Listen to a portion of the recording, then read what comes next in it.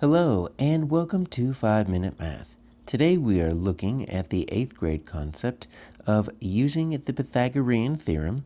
This is standard 8.7c in the great state of Texas, and we are using item number 2 of the 2022 released STAAR test.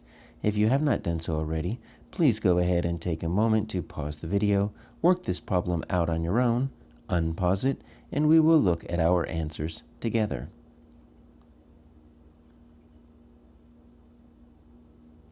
So we've got a basic right triangle here, shows two lengths of its sides, and we need to find the value of D. So when we're dealing with a right triangle, these three sides actually have names, all right? So the two sides that are connected to the actual right angle, those are called the legs.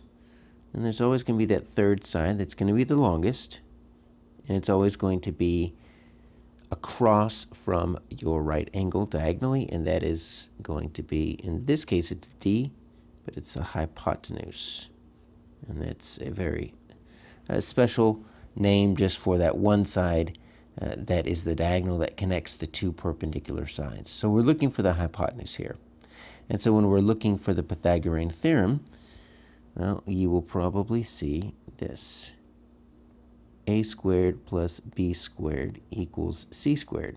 But unfortunately, these aren't labeled A, B, or C. We have a D, but that doesn't help us here. So these two are always going to be the leg. These two are legs, so this is going to be we can call that A, we can call that B here. And then this is going to be the hypotenuse. The C is always the hypotenuse, even if it's labeled D. That's just a variable there. So what we're saying here is that if you were to turn this into a square, and if you were to turn this into a square, those two together would be equal to the area of this square. So that's really what this is. This is your a squared plus b squared equals c squared. So let's plug that in. So my a squared is going to be 11.9 squared.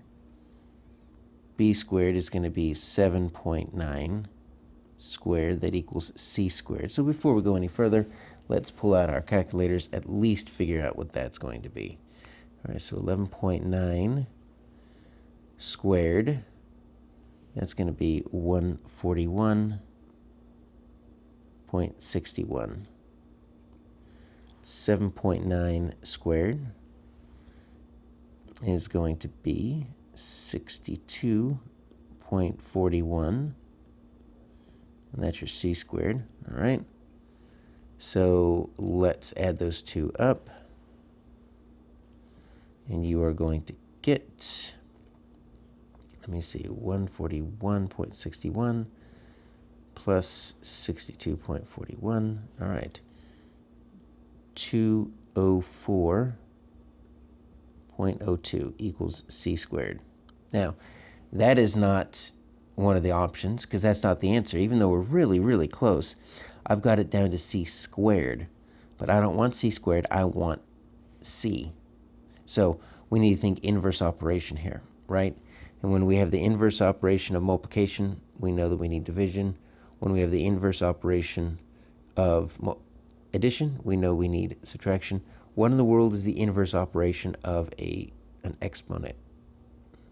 Well, the inverse operation is going to be a root. In this case, it's c squared, so I want a square root. So I need the square root of 204.02. Because if I take a square root of both sides, what that's going to do is the square root is going to cancel out my squared, and I'm just going to get plain c. And so I'm going to get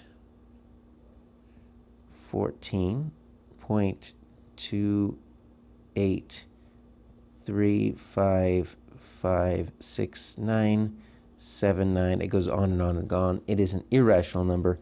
We are just going to round it to the nearest tenths, is what it looks like. And so that's going to make that a 3. So 14.3, our answer is H.